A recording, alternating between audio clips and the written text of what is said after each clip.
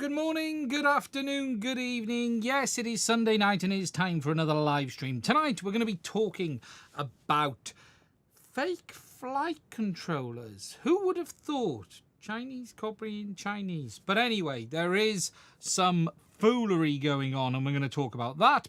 We're also going to talk about DJI in two aspects. They have a sale on, which is always a bit of a hint of what's coming next. But also we're going to ask the question, DJI, why will you not sell the replacement camera module for the O4 Air unit?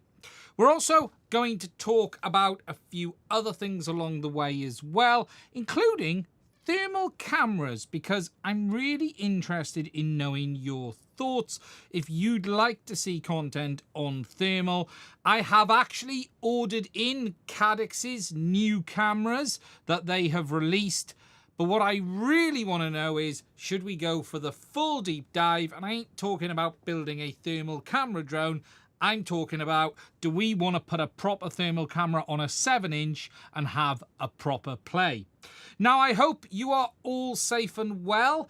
I have spent most of the day on and off flying today. I have been flying this set, 8 flights today and a bunch yesterday. I've been flying Ruby. I've been flying those two. This week, my Ruby, my follow-up video on the RunCam hardware will be coming with Ruby FPV. And that's a bit of a mixed video because it's Ruby, but it's also the RunCam hardware. But we're not talking about the RunCam hardware much because we did that in the first video. But then, as long as I get it finished, the first video on this, because I'm going to now probably have to split it into 3. There's going to be the review and then the teardown separately, because it's going to be over an hour if I put the teardown in it, which has already been in it. It was blowing an absolute gale here today as well, Duncan. I'll be honest with you. It's been really hard to fly. But in the end, it was like, no, we're going for it. We're flying. But it is very, very windy. A lot of noise reduction has had to go on the audio. And I'm trying to get back into things, so that'll be released as 2 or 3 videos. Partly because I also need the content because the channel is falling off a cliff. I have upset the great gods at YouTube. Income is down about 30%, honestly, and that's not a lie. That is genuine. Views are down about 30% because that's what happens when you stop feeding the beast. And I basically put out very little content for a month and a bit. And as a result of that, YouTube gets out its big stick and beats you with it and basically goes, you will not stop making content. If you do, you will be punished. Never forget to feed the beast.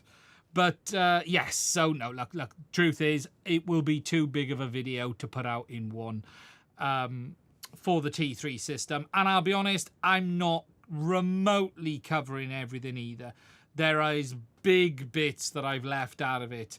I haven't covered the servo behavior, the head tracking, the remote control behavior, because of it's something new to start with. But there is lots of good in there. There is spectrum analysis, there's latency testing, there's going to be the separate teardown video. And then there's some interesting thoughts as well. And flight footage, obviously. Not a great deal, but I've certainly been flying it enough to get a handle on it today. That's for sure. It's been an interesting week in the world of FPV. It's definitely been an interesting week in that side of things. Settling down a little bit as a result of TACO. Things seem to be getting to normal a little bit, although there is very real rumblings right now that DJI could be very, very banned in the US. And whilst I know we've had rumblings around this for quite some time, I think there's a very, very real possibility that they're going to be hit with something making it almost impossible for them to operate with new products in the US. But we're going to have to see. How that will actually affect FPV remains to be seen. But it is looking, there's a lot of noise again, and this noise does keep happening. But I think if anyone's going to do it, Taco will do it. But let's see. It will be interesting to see if it does happen. I'm not going to say it's long overdue, because overdue is the wrong word. It's a bad idea. What is Taco? For those who don't know, Taco is the name that Wall Street has apparently labelled the US president as Trump always chickens out when it comes to tariffs, which I found quite funny. So I've decided it's safer to call him Taco at the moment. But yeah, Chinese drones. Yes, you're right, John. They're talking about banning all Chinese drone sales in the US and signing the exec order this week. Yeah. So this is outside of all the security stuff that's been rumbling on for years. This will be a very much Trump going, sign a sheet of paper, it's done. Whether it is done remains to be seen, because a lot of stuff is getting unwound when it's happening. But let's see. I actually think... I think it's a very real possibility. It is a very, very real possibility that it will happen. It's just feeling like it. No one's been able to really nail it on DJI until now. So let's see if some arbitrary order will do it. Because that's really the big difference with DJI and the others has been yeah, and I read that as well, Rick. It's about actually proving or disproving if there's actually security issue. There's tons of research that's been done, and most of the research has proven that it's as dodgy as your average Android smartphone or something else like that. There is tons of independent research been done. No one, as of today, has yet to have found DJI stealing your image data, because that's important, or your constant geolocation data. There's always been these talks around DJI having access to this and the permissions the phone asks for, and so.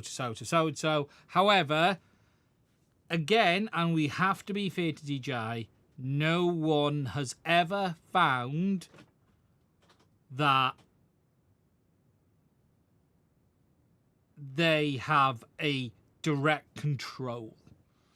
Because look, your drone would have to be online.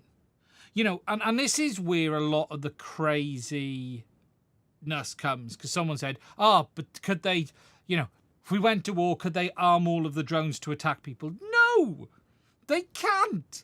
They can't remotely turn it on. If your phone's not connected online, then it's not going to happen. There's always been a mass hysteria of nonsense around it. Fly with your device offline. Really simple. Is there risk? Yes. There's always risk. There is always risk. And there is always potential. But that goes both ways. You know, is there risk US computer software could have backdoors that allow the government access? When I say US computer software, bear in mind both of the world's major operating systems from a user perspective are US. So Windows and Mac OS are owned by US companies. I'm ignoring Linux a minute because that's open source. But what I mean is those two are US based. Every social media pretty much comes out of the US, other than obviously TikTok and that side of it. But there's always been this hysteria around DJI that really isn't true. Is DJI perfect? No. Does DJI do things many people don't like? Yes. The stupid activation that annoys people. But I still don't think these are... Look, DJI is not stealing your data on activation. You can give them a fake email address and get it done in 10 seconds. Look, DJI have some quirks because the platform management engines from Intel and AMD. Yes, which are also US-based companies. Remember. But, yeah. Look, is DJI perfect? No. Are they sitting there? But, again, and here is really the truth. If the US government really feels they're a problem, then they need to just ban it and get on with it. Because we've had this constant on and off for years with DJI now. And the truth is, we just need it done. If you're going to do it, just do it. And then the world can get around it. And DJI isn't a bad company. Is DJI any worse than Google or Apple or Microsoft? Or they're a corporate entity. Come on. None of them are our friends. The truth is, yeah. But I do think we need probably an outcome on DJI and just get it done. Because this constant on and off for years is ridiculous. But it could happen this week. But then again, he could change his mind. Because that's the big problem right now. And that's the problem that's going to really start affecting imports and everything. And again, if you watch that Gamers Nexus video, what's really interesting... Eduardo, is that... Eduardo's just said Cadex's new FPV system was postponed. I don't know. I don't know. Is that true? Is it fact? Is it absolutely confirmed? I don't know.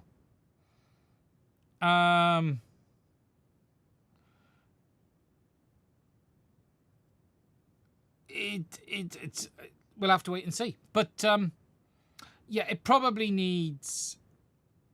Yeah, well, that's the FCC ban. See, this doesn't seem to be the FCC ban. That was given like a year. But let's see. At the end of the day, if it happens, it happens. I'm not DJI. I don't work for DJI. Will people in the US find a way around it? Probably, if it's going to happen.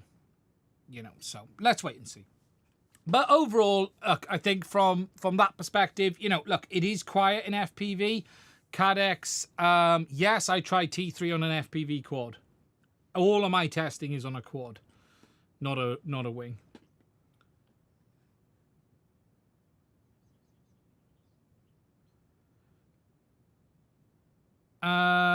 Even if he changes his mind, it will take months to finalize a new trade deal. He will renegotiate our deal with China, his term, and it took over a year. Yeah, look, and the problem is it's the uncertainty that's killing everything right now. The problem isn't tariffs in itself.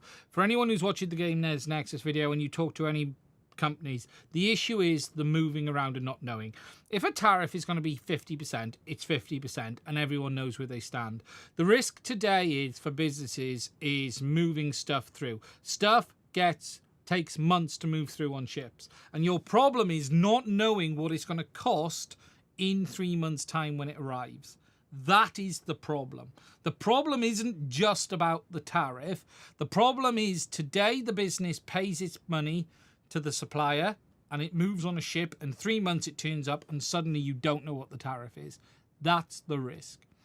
And especially when you were looking at things like the computer game case manufacturers, you know, if you keep this really simple, a $100 trade item with a 143% tariff is going to have an additional cost of $143 stuffed on top of it.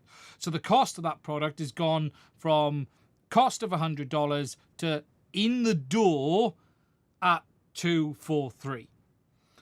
Most stuff has 5 to 25% margin. So if you were running, say, a 20% margin at $100 before, $120, plus retailer margin, probably £160 with taxes on the shelf. That's probably what the product was. $100 turns into about $160 product on the shelf. If you look at all of things, how it all generally works out. The problem now is that $100 product becomes $243 when it lands at port, and then you've got your margin on top, which pushes it probably into retail $330 to $350. So a $160 product becomes a $330 to $50 product, and that is the problem. But if that tariff is fixed, then at least people know. The problem is people don't know. And it's the uncertainty that's the issue. So, you know, and you know, if you're running a business, how can you, if you've ordered in 5,000 computer cases, as an example, if you're one of the big computer case manufacturers, you've ordered in 500 for the US market, and you have thought the sale price is going to be $169 and it's now going to be $330, you don't even know if you can sell them. You may as well not bring them in. That's the problem. I even know retailers who have returned products. I have had retailers tell me they've returned products because of the cost was too high on bringing it in.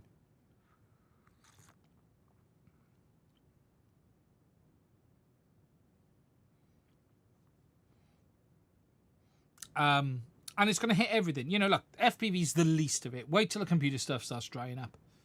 It's already beginning. You can already see it. 5090s are available.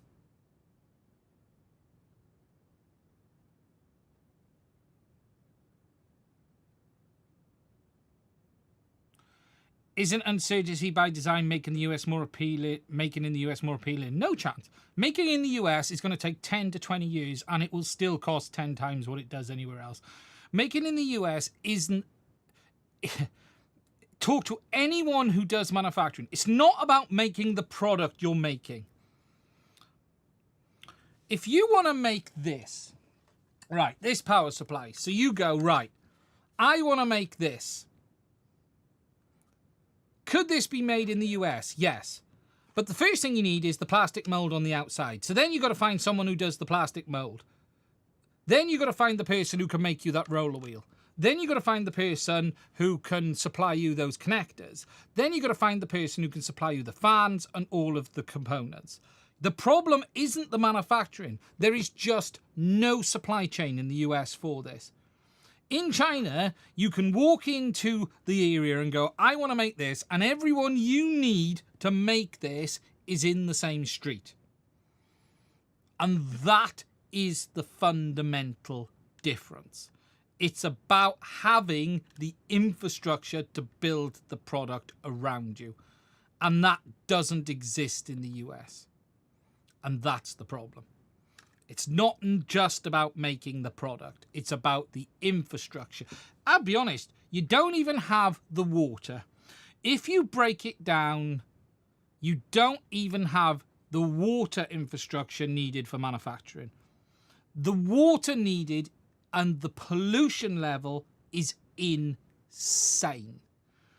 People even forget. You just go right back to H2O. Water in manufacturing is enormous.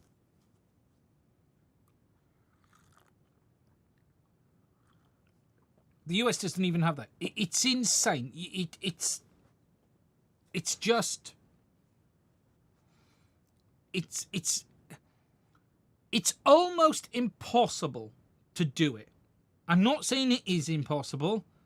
Excellent explanation, true scale of the issue. Yeah, it's almost impossible. Because it doesn't work for one company to bring it back. It has to be everyone. And China spent 30 years building this up. And there was no great plan. There was no great conspiracy. It was someone went there and then a guy goes, for me to do that, I need a guy to do that. Oh, there's a guy who says, oh, well, I'll do that. And then another guy goes, oh, well, I'll do that bit. And then another business goes, I'll do that bit. I tell you what's incredibly interesting. Go and watch some of the Gamers Nexus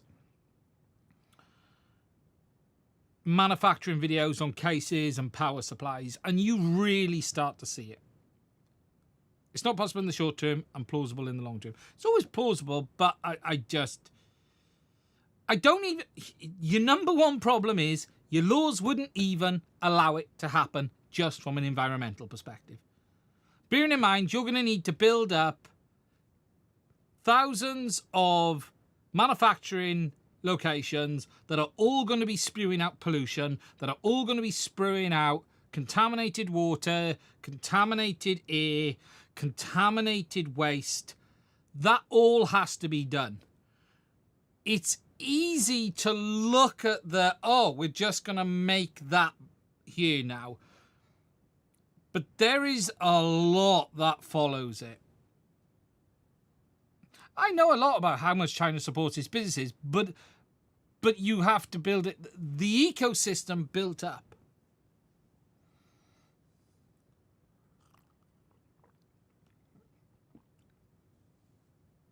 And here's the truth.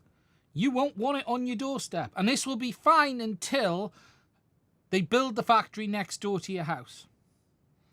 And then suddenly every time you open the windows, it stinks. Every time you go outside, there's dust all over your car that you have to wash off every 2 days. When you go out and there's grass that's dying, I don't think people quite comprehend the scale of what it would take to do it. If you go back, not in my backyard, yeah, and this is the problem. It gets messy very, very... Sounds like you're describing Birmingham. Well, yes. Contaminated groundwater. Yeah, look. All of this sounds great until it comes a knocking on your door.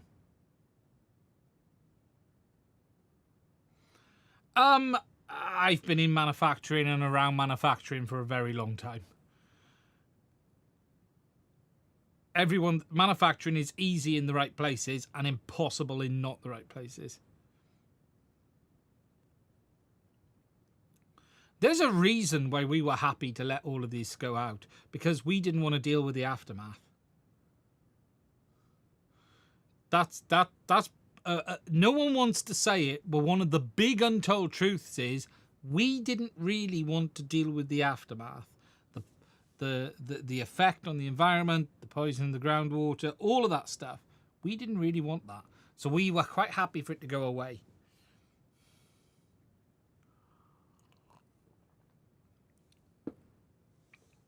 Just look at the UK in the industrial age. If you go back to the Britain in the industrial age, 10 hours of China's emissions was over a decade of Ireland's climate change on.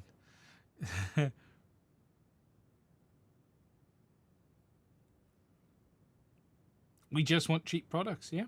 That's the truth. I'm not sure it's too much regulation. It's too much regulation until your kid gets cancer from something that was pumped out into the water down the street. That's a reality. And this is a far bigger and more complex problem than we don't have jobs. What happens if China says we're not exporting to the US? Does anyone really think that's going to happen? Does anyone really think it's going to happen? Here, I've said it before, and this is the last comment I'll say in it. The US is obsessed with China. No one else is. The US is obsessed with China. No one really cares. I don't care about China. I don't give two tosses about China. Is China the worst thing that could happen to this country? No. Absolutely not. There are far worse things that can happen to this country, have happened, could have happened to this country. I think there is, as a country that I'm not saying to see, lots are bad. Don't fall into the rule of CCTV is bad and the US is good or the UK is good. Life is far more nuanced and complicated as that. If life was that simple, there is a reason why the UK and the US is not a utopia of living paradise, and it's nothing to do with China. However, everyone wants to blame China because it's easier to distract everyone to go over there.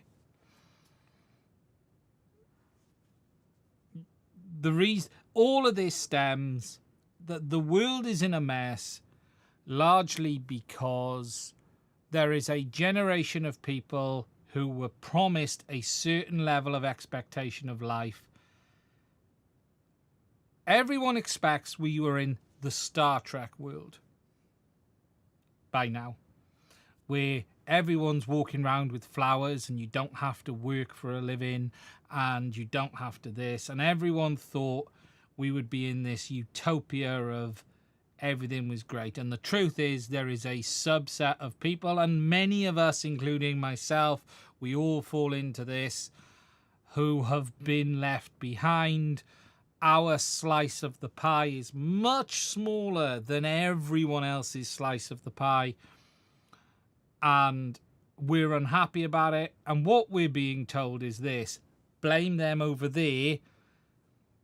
And here's the truth, guys. Blame the people up there who are at the top of the tree, because the Musks, the prime ministers, the politicians, they're the ones at the top of the tree trying to distract us all to look that way while they're doing whatever they want. China isn't the problem. The problem is those who have and those who haven't, and the gap between those who have and those who haven't is wider than it's ever been, and people want someone to blame. And right now it's easy to blame China. And the truth is it's far more complicated than that. It's all a game. But the world has ended up in this position because there are a lot of people who feel, and rightly so, that they didn't get their fair slice of the pie. And, you know, it's impossible to fix. It might even take the worst of things for us to get through the other side of it. It's not even about jobs. Jobs are the least. There's loads of freaking jobs out there. UK doesn't have a job problem.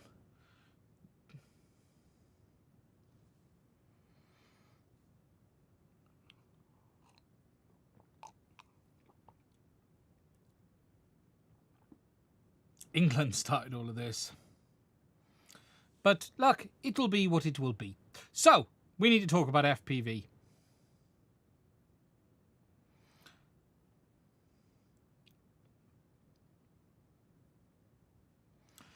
There is Ryolai, there is no HDMI possible out of the Goggles 3 without something like Cosmo Streamer. You can have it, but you got to have Cosmo Streamer. There is no HDMI. HDMI requires a specific chipset with a specific protocol that the Goggles 3 does not have. There is no HDMI.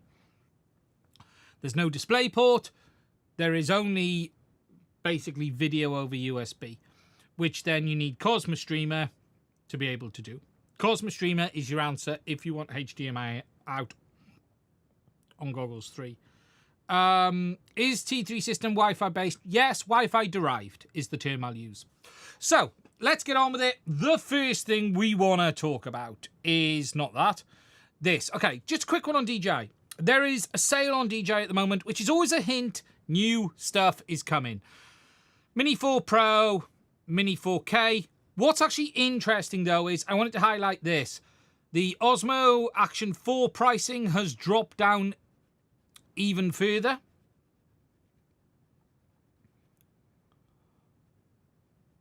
That is a good deal. They've dropped a bit of money on the Avata 2, which does seem to hint, oh, my, I'm off. Oh, there we go. There does appear to be a Avata 3 coming. What that could be, I just don't know. Honestly, I have a feeling it's probably going to come with a bigger camera, as I said last week, but the same 04 transmission system. That's what my thoughts are. Full up and down camera, vertical and down. DJI seem to be all about doing vertical up and down and rotation and all of that crap right now. So it looks like there's an Avata 3 coming. There's also a good price on the DJI Mic 2 kit. So much so, I ordered one myself today because I've been wanting one of these and I've been holding back until that price dropped. So I've ordered myself the new DJI Mic kit for when I'm out and about on the channel. But look, there's some deals could be interesting on the Osmo Action 4 if people are interested. Osmo Action, obviously, there's the 5 is out now, so the 4 is the older version. But it's a good price. It's a good price. $199 for the 4 is a decent price. There is rumours that there's a new version of this coming, but we're going to have to wait and see. We're going to have to wait and see. Now, the first main subject I want to get into is fake flight controllers, because it appears that someone has decided to rip off some of SpeedyBee's designs. Now, this is a bit nuanced at times, because initially I sort of thought, well, can you patent a flight controller, or is it really a rip-off? But this actually goes a lot further than I initially thought as well, and SpeedyBee absolutely have a point on this. So, SpeedyBee had their SpeedyBee F405 version 3, the infamous version 3, with lots of problems. They've just put out, though, this statement saying that people are shipping unauthorized versions of this flight controller, and they're showing you here images showing the legitimate and the fake one. These are actually being listed on AliExpress. So, for instance, here is one of the listings of these. I actually found it myself. This is a listing, and whilst you initially think, well, perhaps it's someone making something similar, it does look to be an identical design. So I suspect someone has managed to get hold of their Gerber files, because it is identical. It doesn't look like it's like similar. It's identical. So someone's got the Gerbers for the PCBs. Whether it's a member of staff that's left and shared them, I don't know, or whether they've been hacked, but it is identical. What, though, is very naughty in this is that they are actually using the SpeedyBee marketing information in their ad. They've actually photoshopped out the SpeedyBee logo. So if I show you this image, it's actually clear that they photoshopped the logo out, which is that. You can actually see the top of the logo there, look. They've done such a bad job of photoshopping out the logo. They've basically stolen SpeedyBee's marketing. So that is bad. That is dodgy as you like. Again, they've done it here. You can see on this image, when we look at this one, they photoshopped over the SpeedyBee logo there. So look, just be warned if you see the version 3 flight controllers. It's showing as cheap, £40, down from 87. So it is very cheap. But it's not great. And look, we don't know the quality. We don't know who it is. My suspicion is they've got the Gerbers because it's too close of a design. You're never going to design it that identical. You're just not. Someone has literally ripped it off. Even showing the same look, SpeedyBee hardware down below, and they've taken the same images. So look, just be warned.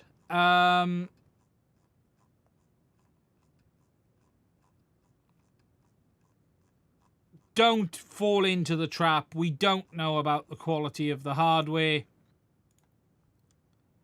They are all renders as well from the look of it. So if we look through the images, I'm guessing that's an actual flight controller image. Interesting. Is that of the original or the copy? I'm guessing a member of staff is gone. On sale, the Goggles 3 are not in sale in the UK. That ain't photoshopped, yeah. QC rejects, perhaps. That doesn't look copied, that. If I get off this and get to that one. Can we open that in a new tab? No. That doesn't look like... Oh, I don't know. No.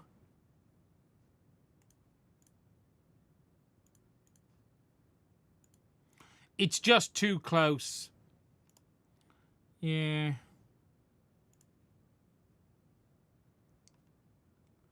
It's just too close.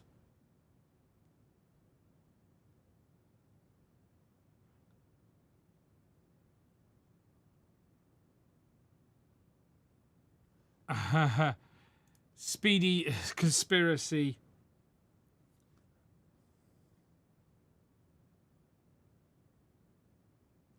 Yeah, for me, someone's got the files. That's what my suspicion is. Someone has managed to get the files and they've been able to make a copy. Probably ex-employee, yeah. It feels like it. It's too close. Or it'll be something like the manufacturing partner who SpeedyBee have their PCBs made for banged out a batch. Yeah, funny enough, Duncan, you got there as well as I did. Yeah, the PCB company has banged out a batch of boards. Someone there saw how many they were ordering. Yeah, I think it would be too much work to make it so close. I don't understand what you mean, Tricky FPV. Check Goggles 3, please. I don't know what you mean.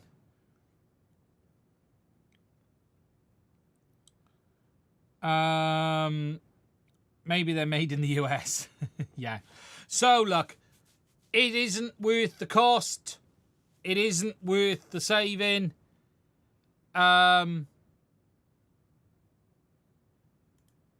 There's no great benefit and there's lots of downsides, basically. But SpeedyBee have put out this statement on it and they're saying it's unauthorized. So, all we can do is really warn people. Be careful. Don't fall for it. Not worth the hassle. And it's still a bad stack. Do you know what my money is? My money saw how many of them were being bought for one-way trips and thought when SpeedyBee stopped selling them, hey, we can sell them. Because I believe, am I not right, and I don't know if there's anyone here from Betaflight, was the V3 not the most activated targets flight controller from Betaflight, period? I'm sure the V3... Yeah, it's got some issues. It's got black box issues when using analog OSD and a few others. It was mostly fine if you use digital, but it wasn't great. But I wouldn't be shocked if someone just saw how many of them were going into sort of one-way use cases and thought, hey, we can make these. There's no sale on DJI Goggles 3 as far as I'm aware. Someone was asking about DJI Goggles 3. There's no sale on DJI Goggles 3 in the UK.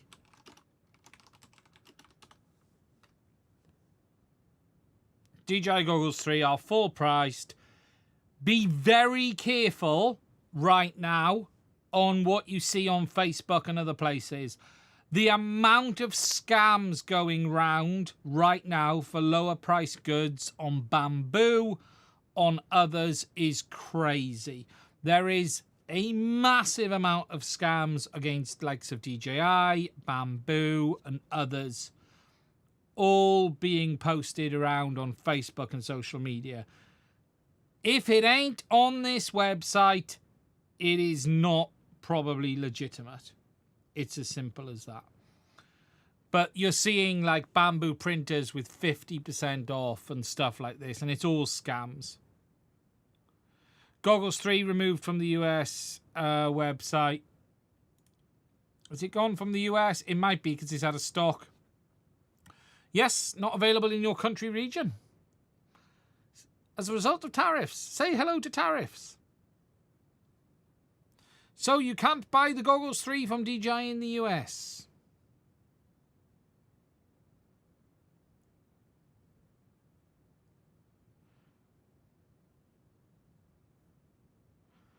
Yeah, I would be talking to retailers. DJI have probably stopped selling them because they don't know what the tariff is going to be.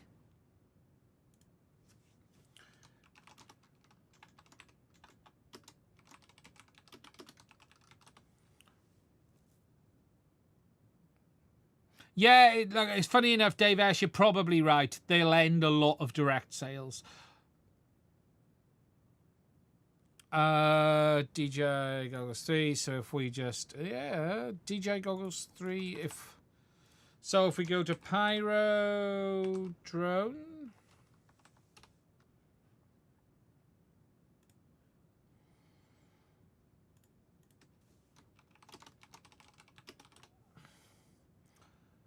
It is unlikely DJI will be replacing the Goggles 3 yet. You never know. It's always possible. Go away. Go away. Yeah, no Goggles 3. They got Goggles N3, but no Goggles 3.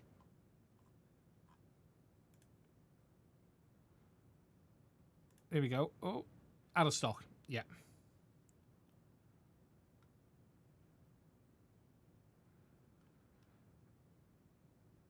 Fly High had some.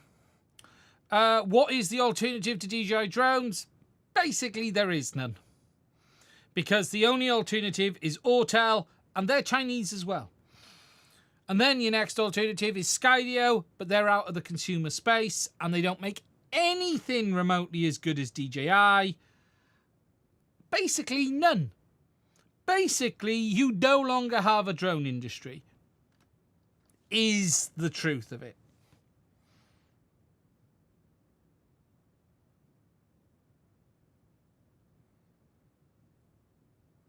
How are DJI drones so efficient? Weight. Because DJI have the weight and the lack of power. Remember, DJI drones are not FPV quads. They're not. The weight is the key. Just look at how light. Skyzone makes a decent analog, lol.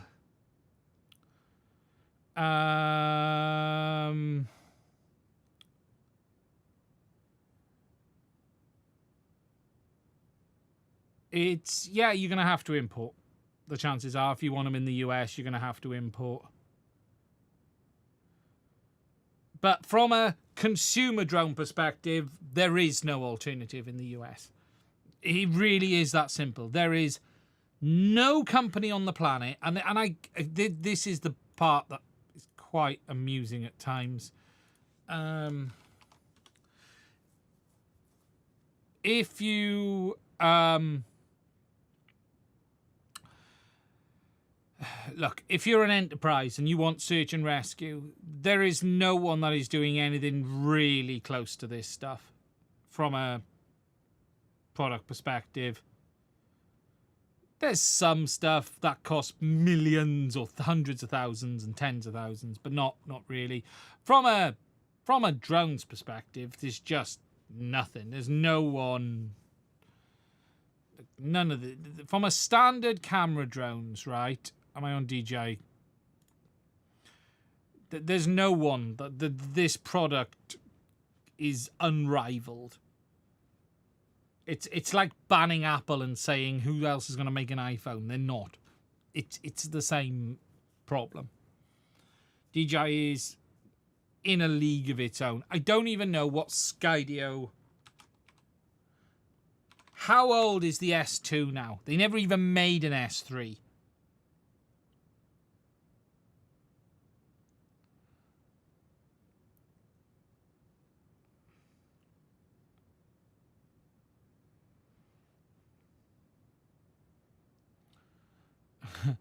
Quadfather, DJI does not use children to build its drones. DJI doesn't even use people to build its drones.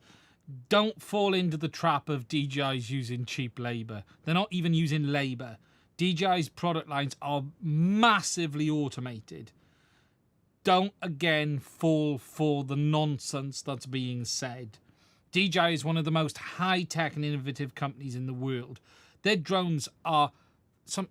The Mavic Air was the first drone that was almost entirely automated production. They even fly themselves down the production line and calibrate themselves at the end. They have videos on this stuff. We've even seen it. Now and again, DJI forget to wipe the storage on the quads. So they actually leave the videos on from the test videos. And yes, there is some manual assembly, but predominantly these days, it's massively automated. It's not even about cheap labour. It's about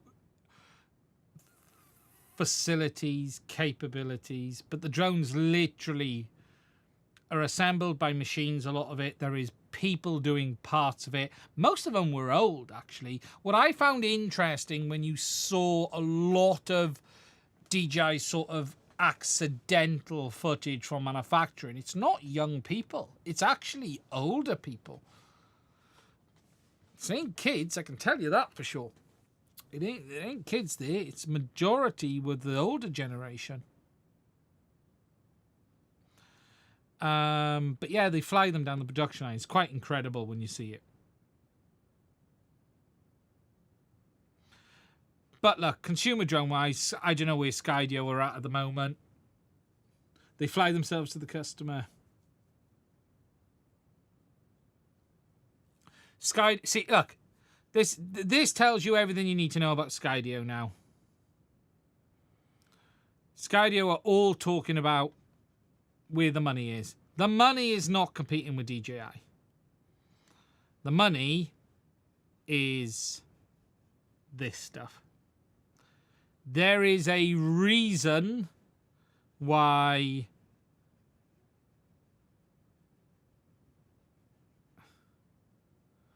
they're pushing for this.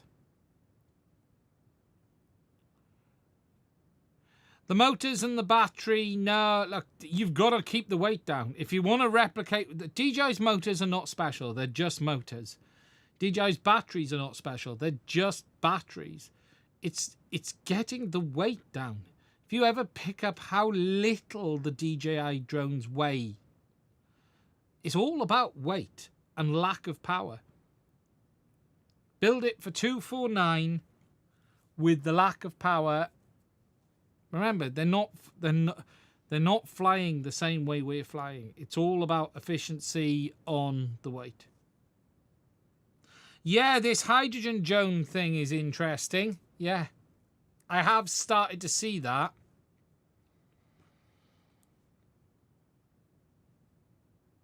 You know, the physics of drones is still fairly simple. It's getting the weight down. That's the hard part. That's always been the hard part. DJI's battery tech isn't special. Most of their camera drones basically toot along. Yeah, DJI's batteries are consumable. They're making money on the batteries, not the drones. People forget that at times. You know, people complain about DJI's battery pricing, but it's it's ink cartridges for printers territory. The drone, they're not making that much money on the drones. They're making the money on the consumables. Yes, I did see that. We looked at that. That was very cool.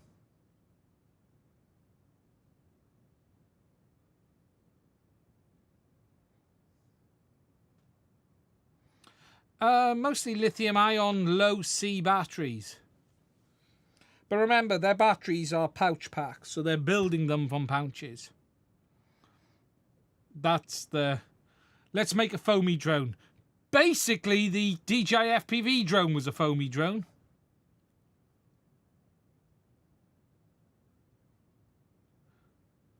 The Mavic Air Pro and the Mavic Air... Despite being the same size. Yeah, massive. Yeah, huge difference. Big difference in weight between my Mavic Air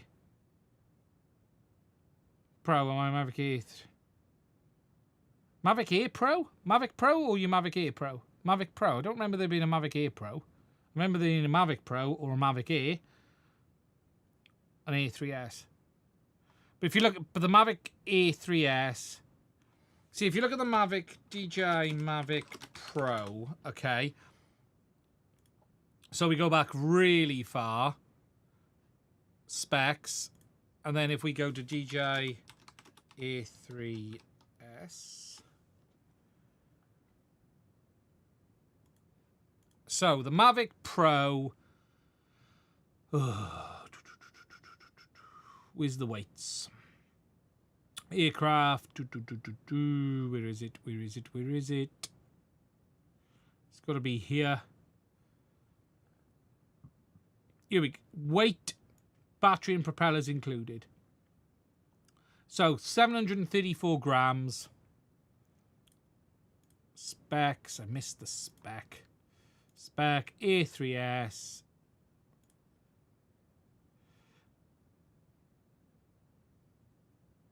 $724, but with a much bigger camera. Much bigger camera and bigger battery. And if you look at the battery on this, so what's the battery on Intelligent Flight battery? So 311, so 3S, 3830. And what we got in this will be 4S.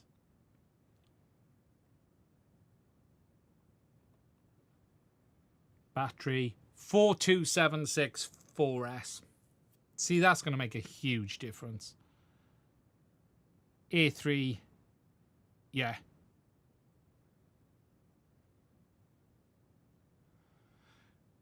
So if I make a 177 gram 6-inch with the 77 gram battery at 5 for 30 minutes, if you basically don't touch the throttle, yeah. Because remember, these aren't FPV drones, these are camera drones that are basically tooting along. DJI software is also playing into it, but they're basically tooting along.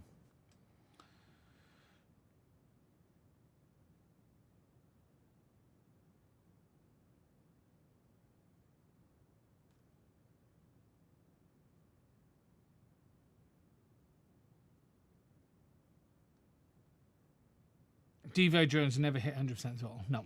Software won't even let you. Okay. Now, whilst we're on DJI, it's time to talk about one last thing. So whilst we're on DJI, it's time to talk about one last thing, and it is the fact that you can still not buy the DJI O4 Air Unit camera separately. Now, for those who don't know what I mean by this, let's go to the overhead. What I'm talking about is this. Now, this is in the Axis metal housing, but I am talking about the camera module because DJI have decided that they are still not going to list this camera and cable for purchase separately on their website. If you go to DJI's website, you can order the camera module for the O4 Pro, although that is £89 when the whole O4 Air unit is just £99 in the UK. So if I search for DJI O4, if we search for the standard Air unit, that is actually $109 US. Or if I go back to the land of Blighty. We should be 99. There we go. So you can get the whole air unit with a camera for 99, but DJI still do not give us a camera option for the 04 air unit. Now, I can easily imagine that this part is not going to be super cheap, $5, but it would still be a big benefit for users to even be able to spend $35 or $40 on a camera if they damaged one, instead of having to replace the whole 04 air unit. Now, unfortunately, there are still no replacement modules for these available anyway. There are no modules coming up on AliExpress. You can get original cameras for the Neo, although we don't know if these actually work with the 04 standard air unit. No one has tried, but the price is prohibitive. £94, £77, £77.90. You have to get the whole gimbal. Nowhere is there a $40 or a $50 option, £40 or £50. So unfortunately, we are still left in the position of, if you want to replace your camera, you're going to have to replace the whole air unit. DJI, please make the camera module available. Even if it's $50. 50 is better than 100 when you don't need another air unit. I know people will spend 50 if they had to, because it's still half of the cost of the whole kit. I'd rather it was $35 max, please, maybe 30. However, please do make this camera module available. Now, I also have a bit of a request for people as well. If you have an 04 air unit manufactured in April onwards 2025, can you take pictures of the PCB and send them to me? There is rumours of DJI have made tweaks to the production of new 04 air units, but I've yet to have images of the 04 air unit itself showing the changes. If anyone has a brand new April onwards production, May would be even better, can you take good pictures of the PCB and send them to me? We want to see what's changed. Now, I don't believe for 1 minute this is going to have any performance impact. It's probably a bomb change, simply as a result of manufacturing. They've done it loads of times before. Not unusual, but I would like to see the images to understand it, to see what has changed exactly. It would be good if we had these, because at least we can track the changes. It's a bit early for me to order one, because if I order one today, there's no guarantee I'll get an April production. We're only just June. Probably need a couple of months before, like, you could guarantee you're going to get a new production part, especially if I ordered in the UK. If I thought I could order one and get a brand new one with guaranteed the new production, I would. I ordered today from DJI Retail in the UK, so if I thought they had a new one, I would have done it. It does say on the back of the box the production date. I need to find my box to be able to tell you where it says it. If anyone's got a box, there should be. Haha. Here we go. So on the back of the box,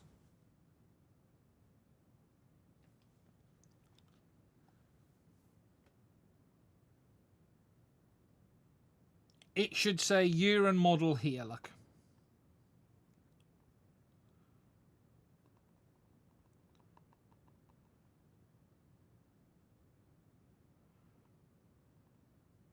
That there is where you should be able to see in April.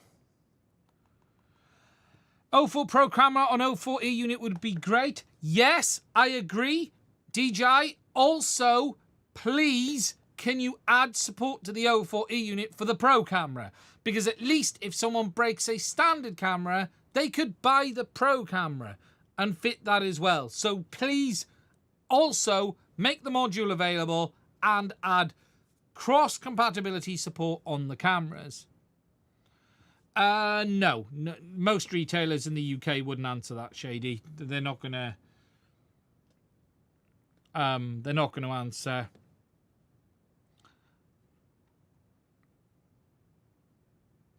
I very much doubt there will be many in the UK.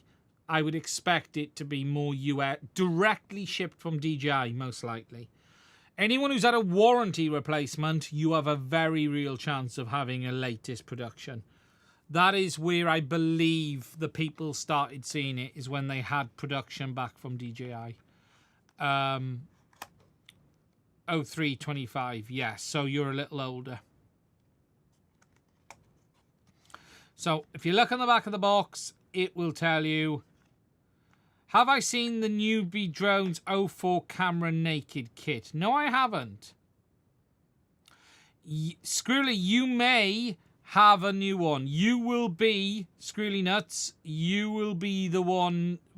Check your box. Because if it's coming from DJI, 0425, hello. Hello. Ding, ding, ding, we have a winner. It's a simple request.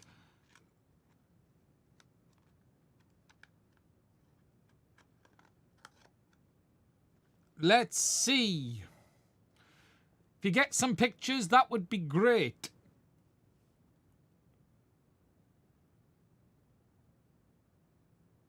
It's on the back of the box, at the bottom right-hand corner. Date is down here. Down here. Year and month listed down there. No guarantee April's will be new production, but you know, you could still have either in it, but we'll be interested if there is any pictures of new ones out there. Ideally, I need a picture of both sides of the boards, ideally with the sticker removed as well. Yeah, look, most retailers in the UK will just, you order and they ship it. 0325, yeah, March is probably normal.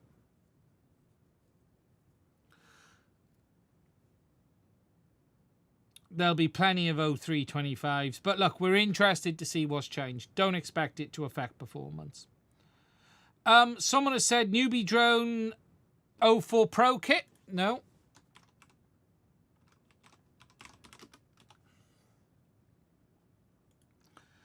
If we go to Newbie Drone, they've got an 04. So you've also obviously got this CNC cooling kit, but what are they calling this thing?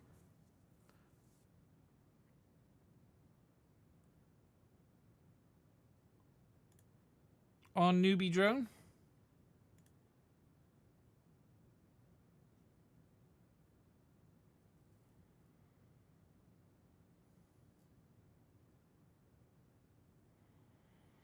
Not seen it on their website.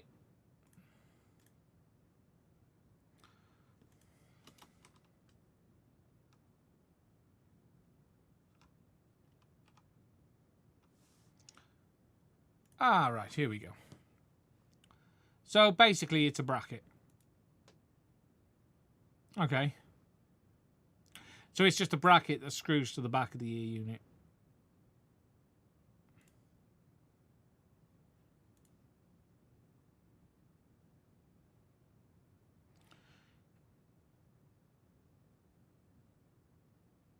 Cool. Very cool. You also have the Flywheel CNC kit available as well. This came out later. Basically like the Axis Flying one. On my Vista, can I use Runcam or Cadex cameras on it? Only specific ones, J Wong, not every camera. Runcam, use some, if it's basically on Cadex, it's the Nebula Pro series. Switching between it is for polling options, for settings, and a few other things. It isn't particularly clean, and DJI could do it a little bit differently, I guess, but it's the way they've built it.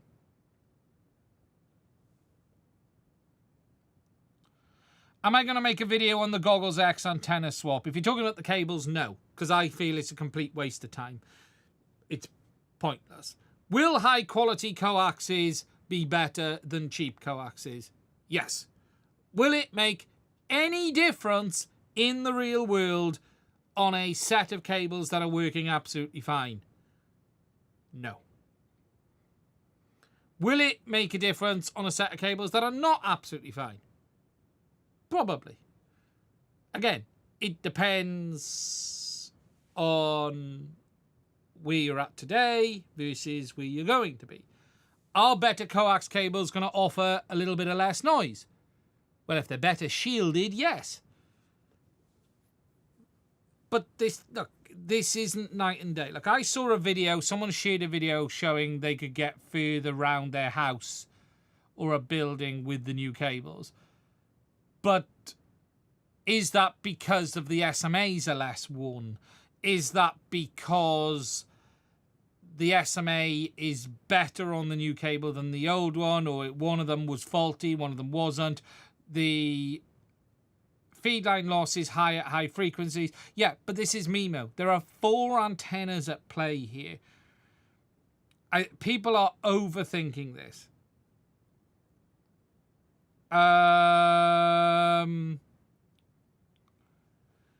Their head was pointing, the weather, the tree wasn't moving, there wasn't moisture on the leaves, the side of the building was drier, the Wi-Fi had changed channel. There is nothing fundamentally wrong with the cables that Cadex have used, as far as I'm aware. If you want to spend some money, then consider doing it, but go into it with no hope of improvement. And if you get a little bit of something, maybe so. Thicker coax doesn't mean it's better. The routing of the coax in Cadex goggles isn't great at times from a switching noise perspective. I actually showed this before. Where Cadex route it round. If we go to FPV Wiki, Cadex at times route the cable around the front end. So if you go to the Goggles X and look from above, this is a good example. So Cadex have a habit of routing it right next to the ASIC. This is less than ideal. Oh God, I'm not sharing. Right, here we go. Cadex have a habit of routing this next to the ASIC. This is less than ideal. But there isn't a lot of places you could go. Rather than just replacing this, you could simply just route these to the front here and push them forward, and that's basically going to give you the same performance. You're just gonna, yeah, look, get it away from a bit of noise, move that from there to there, tilt them down, push them down the front edge. If you really want to help yourself, disconnect the LED lights at the front so the coaxes are not overlapping the LED light circuit, because hey, what benefit do the lights really bring you? And that keeps it away from the USB port as well. That might help a little bit. How much real world effect this will have remains to be seen. Remember, this line, this one is the transmission line for the goggles, so it's going to be less impacted than this one, which is a receive only line and this one is a receive-only line. This one is these ones coming up next to the ASIC is where I would be pushing down if you can. Come down along the front. That's probably the biggest benefit.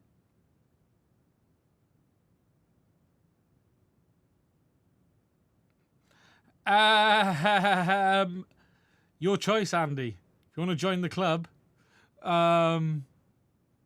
Also, this Wi-Fi one going down by the IE2000 isn't ideal as well.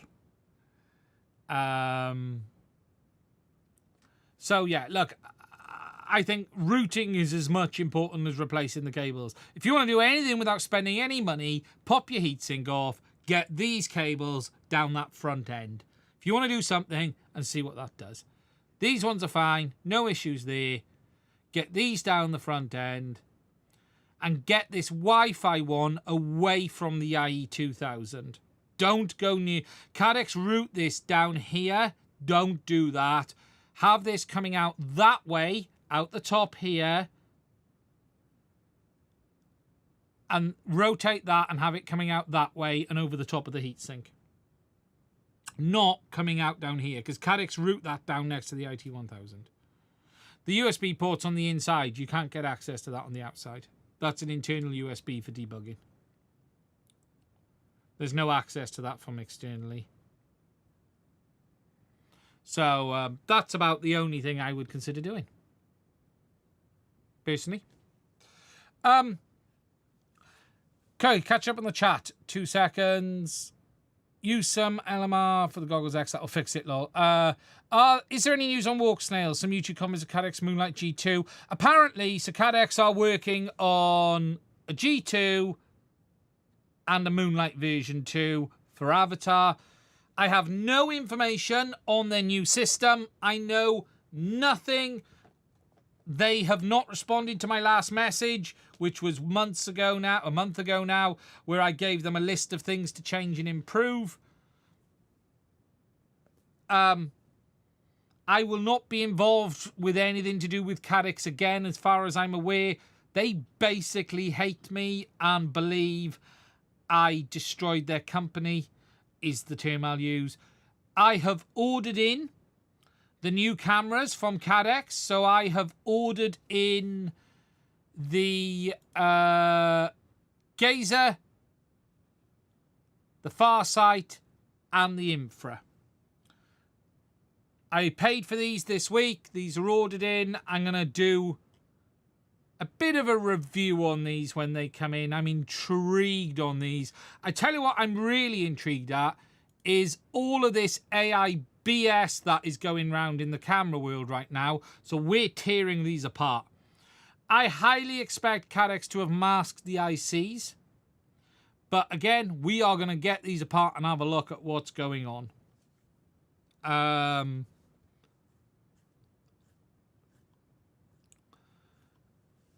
Because that looks like a 2-board unit. Which is a lot of boardages. A lot of boardages.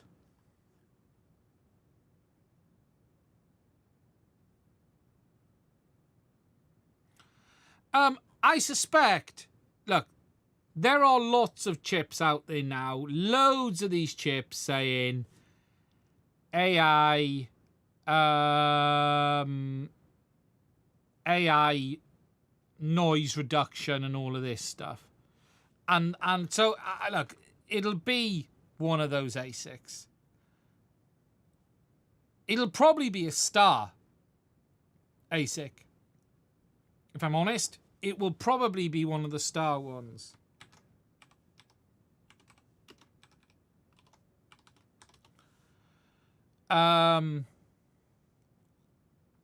Sigma Star. I would highly expect it to be something like one of their pieces of nonsense. Because Sigma Star especially are well up for talking up AI in their stuff right now. Honestly, it's everywhere. When you look over their page, SigmaStar honestly have... It's everywhere. They're talking about it in everything. In all of their products. So that's webcam. So let's translate this page. Smart display chip, webcam chip, smart security chip, wireless communications, car chips. Keep going. We want camera chips.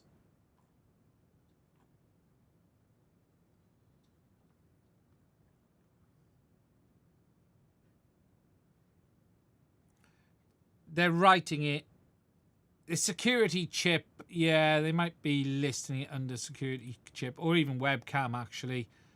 Where's the webcam one? Webcam chip. Let's view on one of these. Let's see how long before we find AI.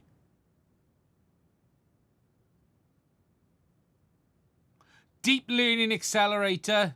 Deep learning accelerator. Look, they're already there on that one.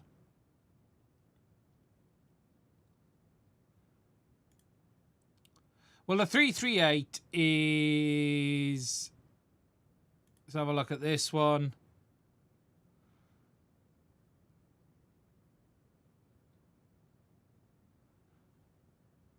But there's lots of this stuff being baked into stuff at the moment. 9431. Let's have a look in this webcam one. When you're reading some of the specs on their gear, they're all talking about this nonsense.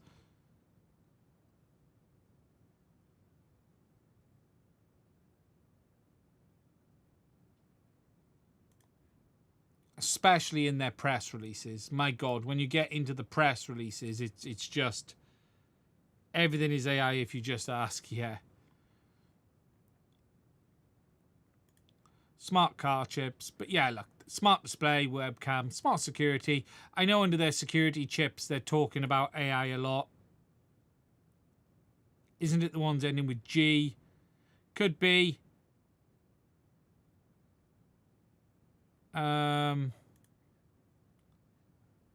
that one, the 359G. In their press releases, they're certainly talking it up. It's quite common. So no, look, I've ordered in the things from Cadex because I'm intrigued on them. I am particularly intrigued on them.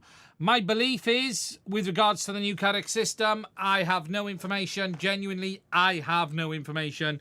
I don't expect them to send me anything. I'm hearing whispers there's going to be a basic system and a cinematic system. There's going to be it's in-house. It might be delayed. I don't believe there's going to be a goggles board for the Goggles X. So promise number one, but let's see. They haven't done it yet, so we have to be fair. We have to be fair. Does the T3 system use SigmaStar? Yes, in the VTX, not the ground station. The new Cadex system have no DVR? I have no idea. The testers don't even talk to me anymore. You know, look, there are lots of people who don't talk to me anymore. It is what it is. Look, I've made my feelings very clear on the matter. The truth will always come out in the end. We will deal with the truth when it comes out. We will test it. Battery update, I'm starting on that this week. I've been a bit behind. I'm starting on that this week. We still talk to you. Yes, you guys still talk to me. But yeah. Look, it'll get a fair crack with the whip just as everything does. Any HD0 news? Not that I'm aware of publicly at this time. I don't know. Someone said something earlier. Is Ryan posting today or something? We'll have DJI 05 before Cadex V2. Probably. I think you're probably not wrong. Or at least, you know.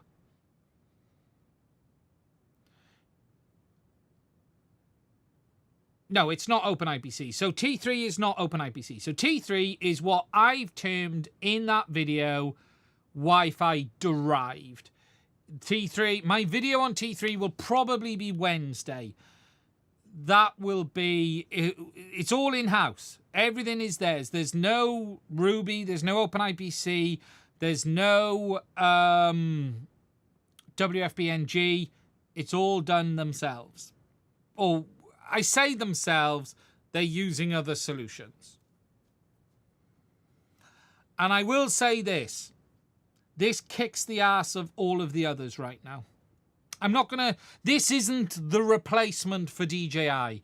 This isn't the next best thing in FPV.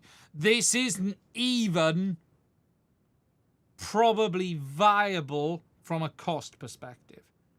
Because if we look at CADX, as we were talking about them... So if we go to CADX FPV, if we go to the store, walk snail, we're going to go, right, we want a VRX module, $219. Oh no, let's have it in a kit. There we go. VRX with a Moonlight kit, $355. Better. Better, better, better, better, better. Better, better, better in every way. And you can upgrade to a set of goggles in the future if you want to, without any hassle. Better solution. That is worth buying. Here's what I will say. This is the best Wi-Fi based derived FPV system that I have tested to date. I say that in my video. Out the box, it just works. It actually flies. Here's something I will say. It flies a lot like the DJI version 1 system. It isn't, because it's Wi-Fi.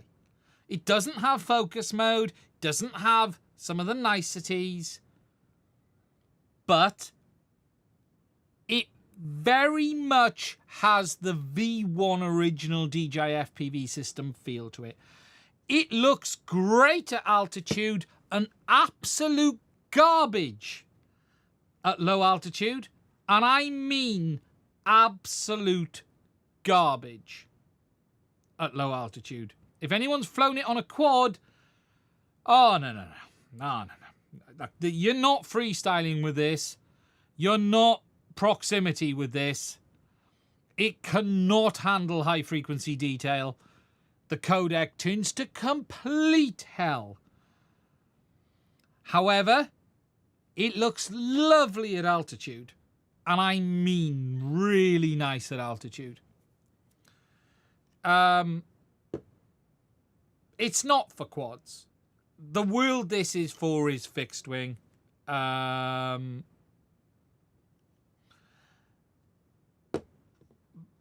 I'll be honest, it kicks the ass of everything else I've tested. Honestly, it does. And I know this is going to upset the OpenIPC team. I'm sorry, guys. The Ruby video is coming tomorrow. And look, I don't know what the problems are. Is it hardware? Is it software? Is it a combination of both? What they've delivered is something that does work. But from a price perspective, it is too close to Avatar to make it recommendable for drones and quads. I'll be honest, you may as well buy Avatar. And that's the problem. That's the issue. It just, well, it actually works. I still have not, in any of the open source systems, got them to behave in a way which I'm remotely happy with, even from an image delivery perspective. So I'll say this, even on the RunCam hardware, I am still seeing all of the image jitters with Ruby FPV. Consistent and jitters and feel. There is something fundamentally wrong, and I still get that on the Redaxa VRX as well. This stuttering of the image is fundamentally flawed, but that'll come out tomorrow in the Ruby video. And look, I'm not blaming Ruby. I'm going to be clear. I don't know what it is. There is a not side by side, but I do show both a little bit in both videos. No, I don't. I show in the Ruby video a little bit of a clip of this. You'll see them next to each other. Not next to each other, but one and then another. And they're just not even close. But this is horrific at low altitude. And I mean horrific at low altitude. There is a very horrible codec behavior for cruising quads. Yeah, it tell you what it can't handle is high frequency detail. The codec absolutely blows itself apart. Yes, there's latency testing. I've already shared the latency results. It's the highest latency FPV system I've tested. Period. I'm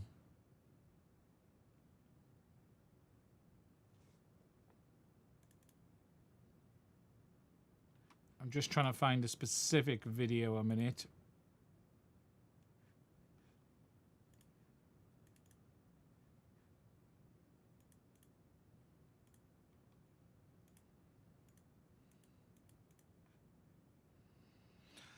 So if I just show you this as a minute, desktop. So this is some of the T3 footage. Now, over grass and stuff, it doesn't look too bad, okay?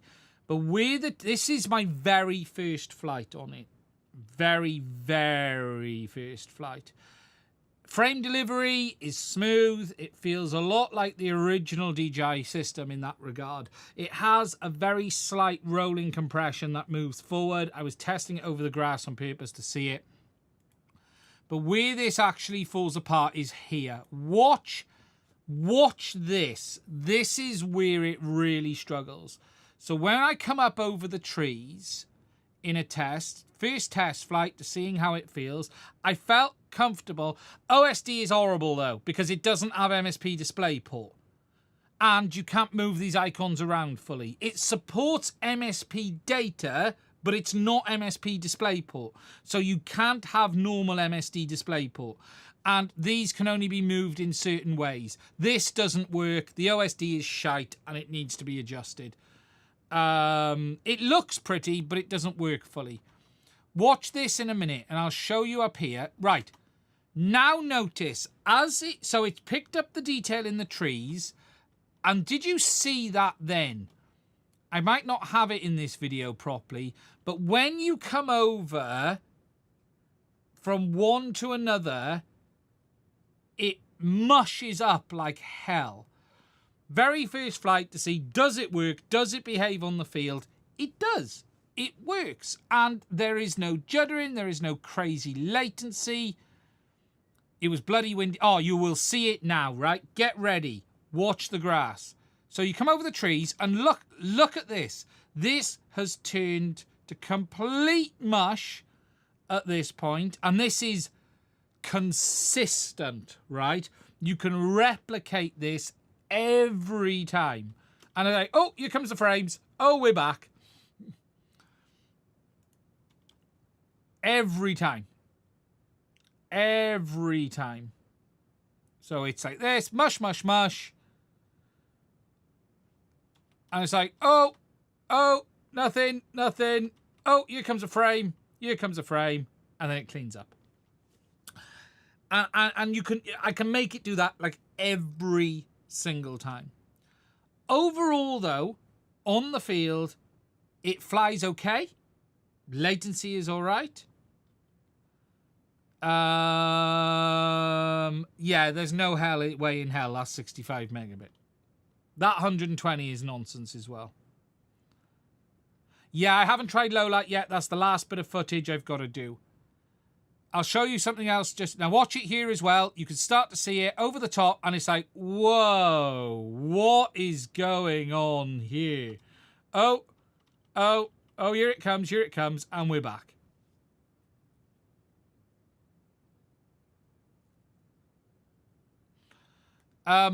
Frame delivery wise, it feels lovely. Honestly, it flies lovely. It really does. Smooth, not a problem. Honestly, it really isn't a massive problem in how it flies. Here is how it looks. Let me go back a little bit here. This was the first flights down the beach. It was windy as hell, but at altitude, it looks really nice. It really does look nice. Low level. Yeah, OMPs are ready to fly. Part of the problem is as well that the unit's converting HDMI to DisplayPort and then you're having to convert it back to HDMI, which just seems dumb to me. But that's how it works. There's actually a HDMI to DisplayPort adapter inside. Absolutely fine for fixed wing. I think fixed wing. But again, the price. The price then becomes a problem. Because the truth is, you're better buying Avatar. And this is the issue. If this costs 250 quid, yeah, very low tide today. If this costs $250, I think fixed wing people could be interested. I think it's a hard sell at the 340 or 350.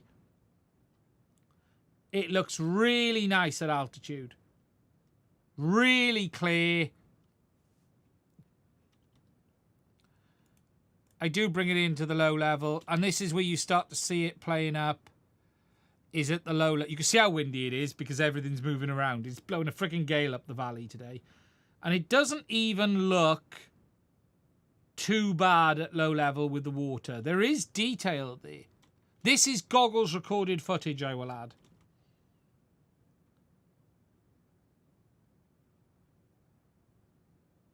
Latency is high though, 70 to 80 milliseconds.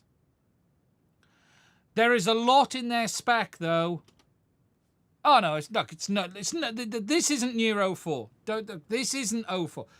Put this in. No, because my DVR doesn't work on mine. Unfortunately, the DVR doesn't work on my unit, and it's only 17 megabits a second recording rate. It did work when I first got it, and now it's stopped, and I can't make it work again, and I don't know why. Problem is with this on a 7-inch long range, right? A, this is not ideal for goggles. There's no tripod mount. This is not goggles fittable. Looks like Vista. Yeah, Vista original DJI FPV system is what this is comparable to. This is not ideal for any goggles use. It's just not. Tripod maybe, yes, but not for goggles. There is screws here, obviously, where you can put something on, but it's got a built-in battery, which is nice.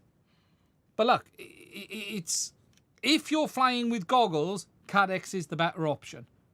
It's also got the highest latency of any digital FPV system I've tested. It's more like 80 milli. I think it's 60.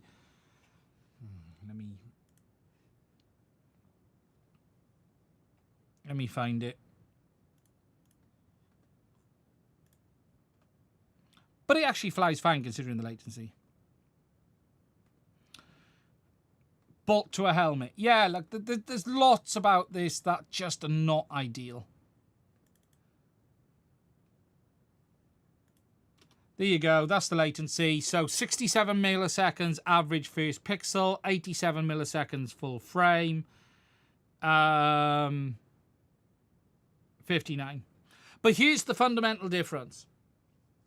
It's not about the image quality. It's about how it delivers the image. It flies perfectly. No stutters. No issues.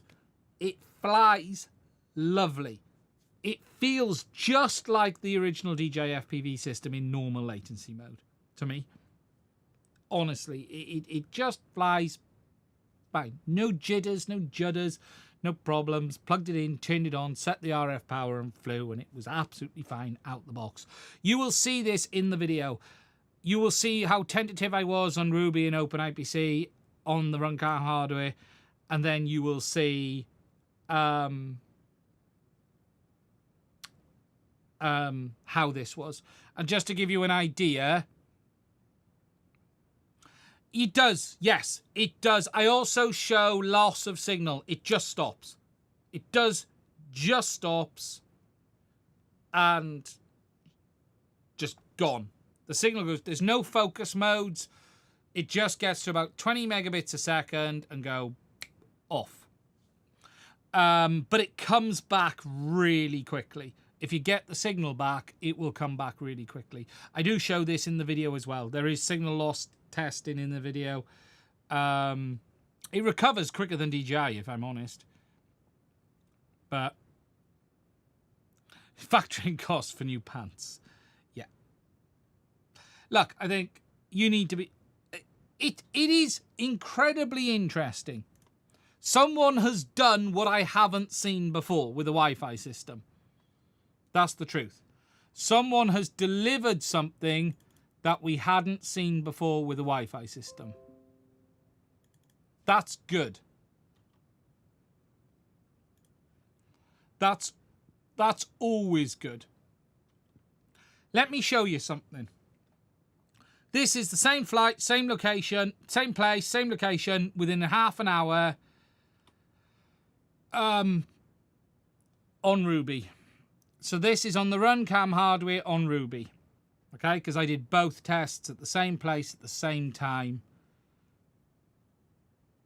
This is Ruby 720p 60 frames a second.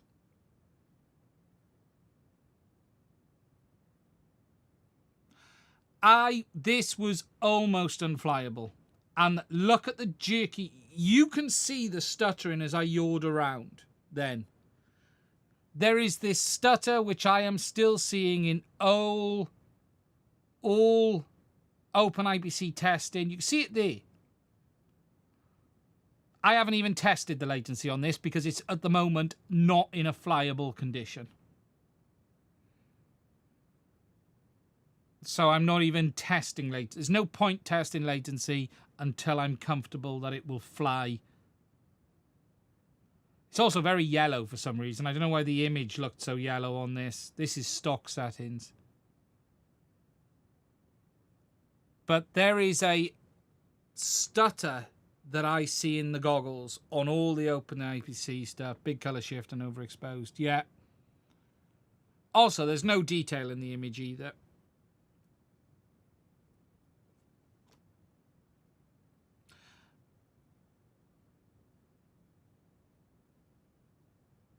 Signal-wise, Ruby was fine. You know what I mean? There was no loss of signal or anything like that. And I'm getting a bit of jello, you can see there.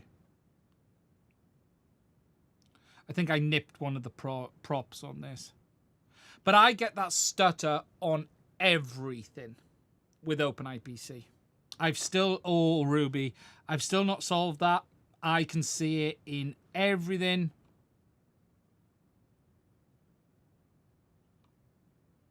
I even get that on my Reduxer, mind.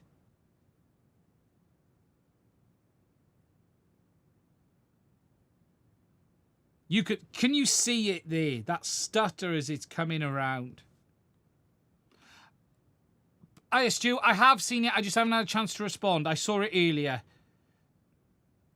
I broke up there. That was signal because I'd gone down the long end.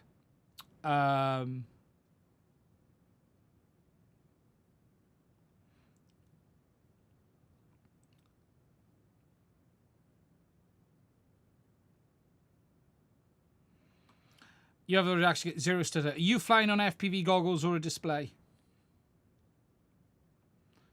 Because I've tried this on 3 sets of goggles.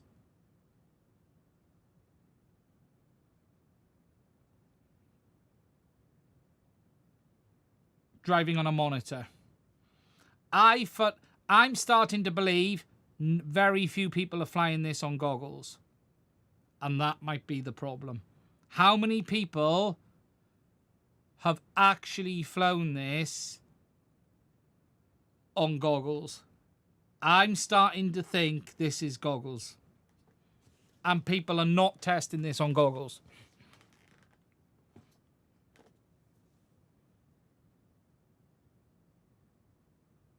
Yeah, look, this is stock settings. Again,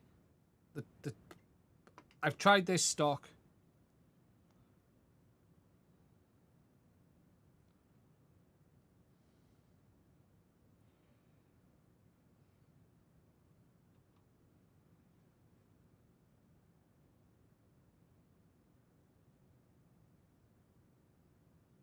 You're running 90 megs Ruby. Yeah, this is at stock 8 as it came. Again, but the fundamental at the moment is this.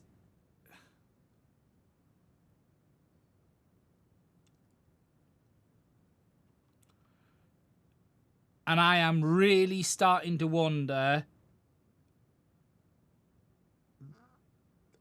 I wouldn't worry about that loss there. I think that's as much, because I also lost my RC there for a second as well. So that was just me coming round. And it's not that video as well. I also had it at the field. We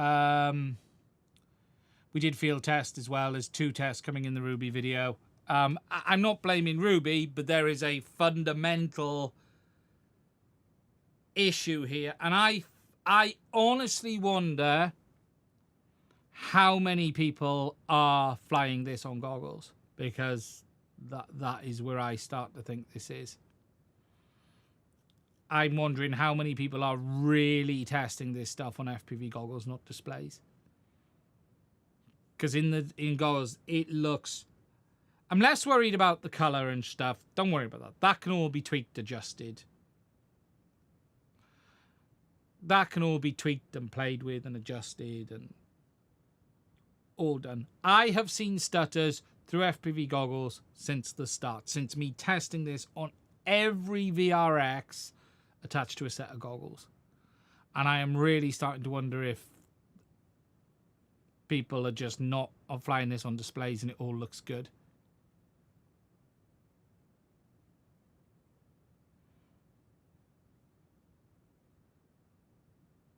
This was the Runcam VRX, yes.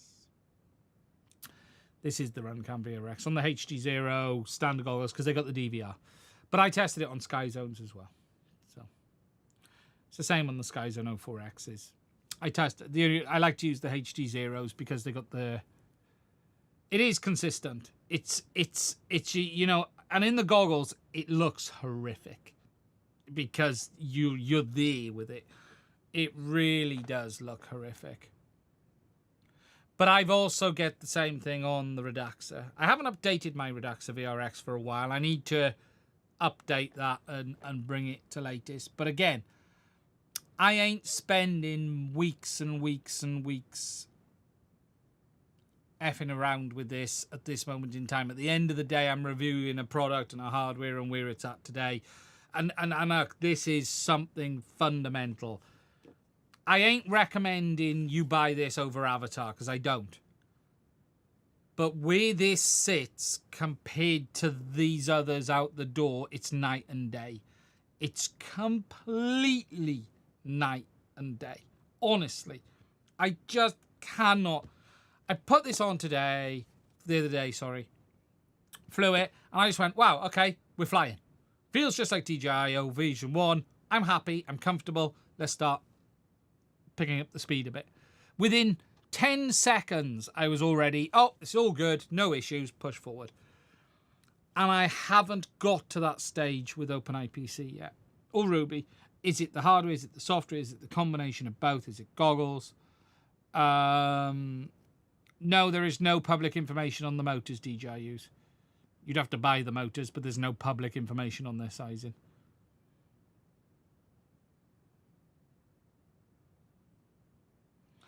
Could be worth holding on to your goggles too a minute. Things could get a little bit dicey. So look, the Ruby video is a follow-up to the first OpenIPC video. What we've done is it's flashed with Ruby. I go through Ruby. I really actually like all of the options and settings in Ruby. I really do. There's lots of nice options and settings. Really good. Really like that side of things.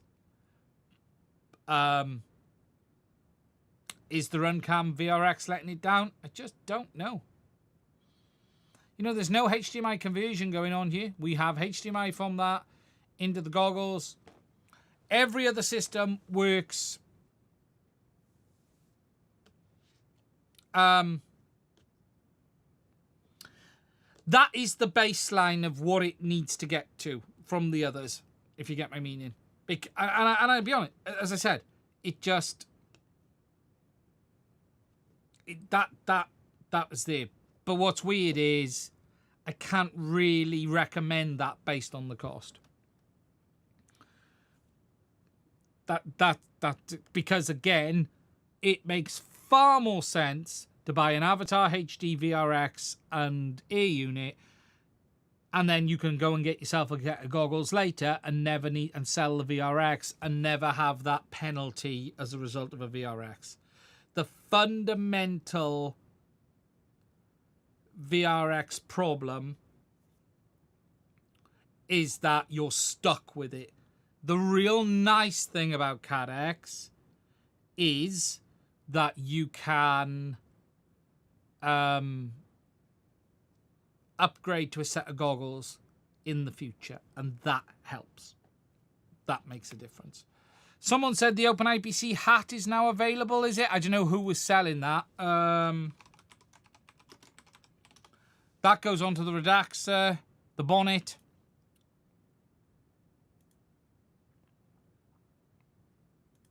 I thought the store had closed down. Perhaps not. 12 in stock, 12 available. So there are 12 of the bonnets available.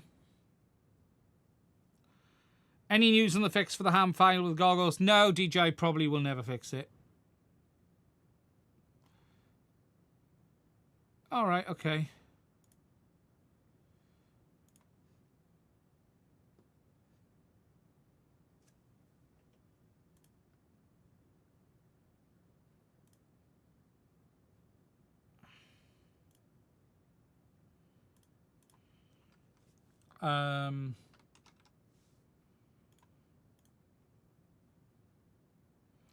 Two moments.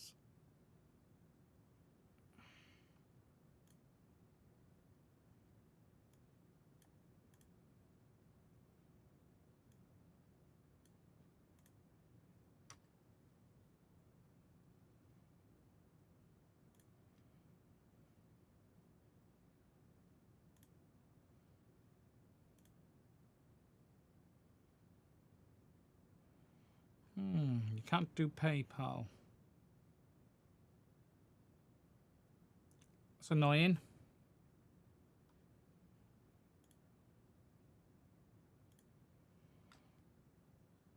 That's annoying that you can't do PayPal on the hat. I'd rather not be, yeah.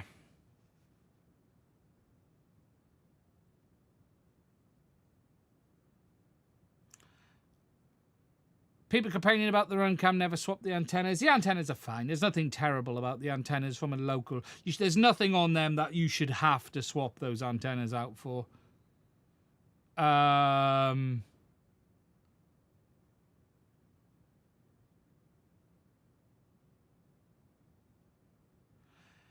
Is there any news whether HC0 will fix the issue on the goggles when you move your controller? Carl did release a fix on how to do that if you wanted to mod your goggle. So the Maltese guy, I covered this in a video, and there's a fix you can do to stop it happening if you want to. It's adding a capacitor on a certain part of the board. I'll have to dig it out because I did share this in a video.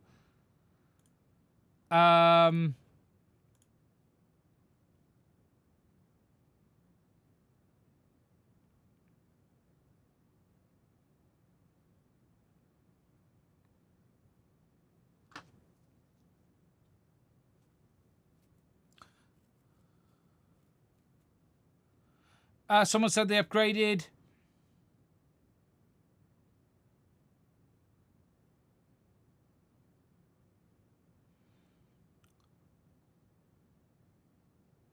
Yeah, they have 2.4 length antennas. Yeah, but I mean, that's for signal issues. It's not going to...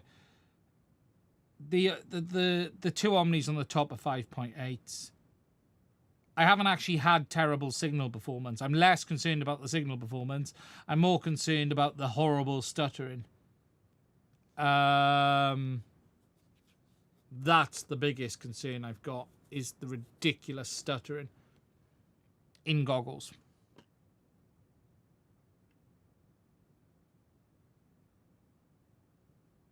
Yeah, like, I don't like the fact there's no PayPal at all. Don't like the fact there's no PayPal.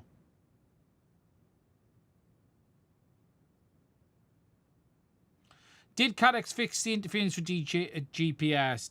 I use DJI and zero issues. No, some of their VTXs are particularly noisy. The GT especially. Separation. The truth is you need plenty of separation. The Moonlight is better. The GT is very noisy, just due to the silly PAs. It's just down to how much noise the VTX puts out. Cadex, look, it's not the best product. It's not the worst. Cadex's problem is Cadex. Not just the product. The product overall is pretty good.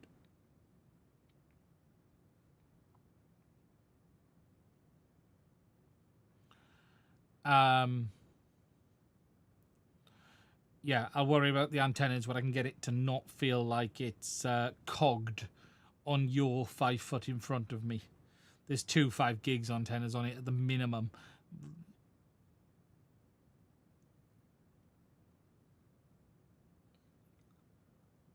Just reading down. Yeah, I think, look, the GT does definitely put out more power, but you've got to be in the situation to use it. It's also got some horrible drawbacks, like the low power mode. Do I think any companies will make a lens mod for DJI 04 light camera? I don't know if there's enough.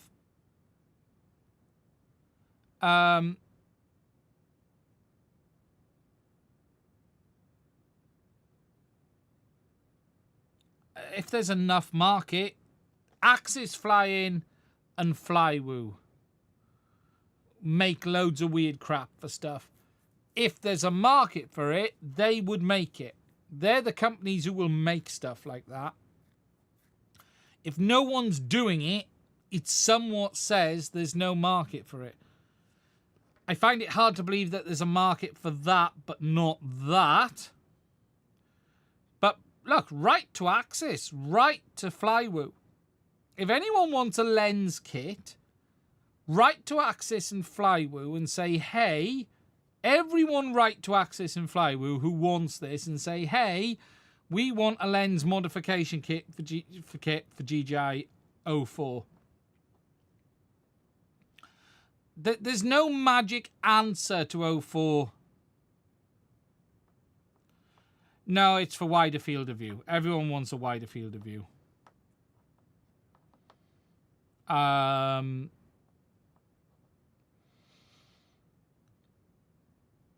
small quads, people want the field of view as wide as possible. You always want to be able to see as much as you can. It's too narrow for whoops.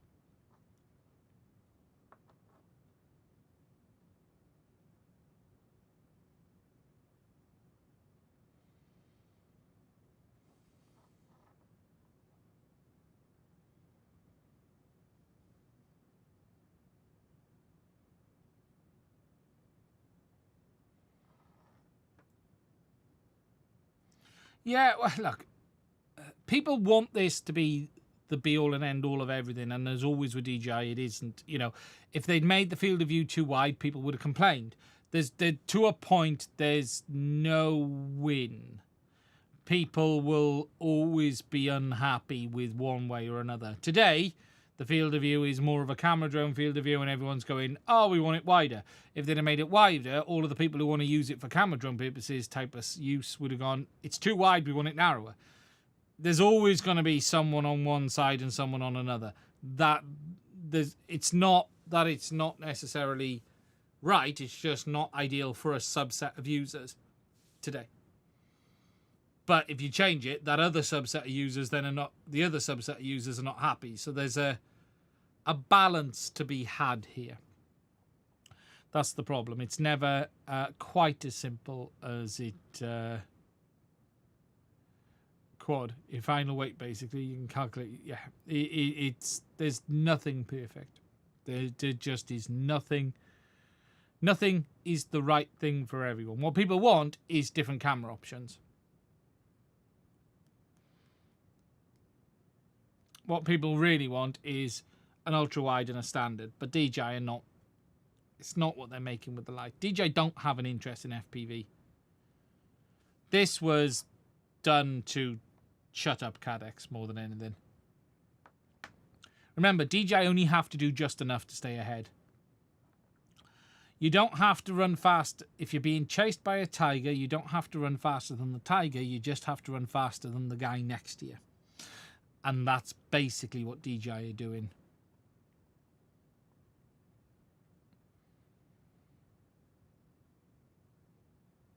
They want to stay ahead. They don't have to go to the front. They don't have to do better than everyone, anything and everything there's ever been. They just have to do better than the guy next to them.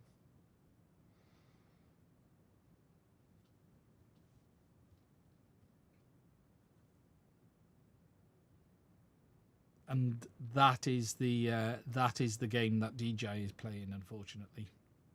The fact is, they do not care about FPV. One tote, they probably have forgotten they've even made this.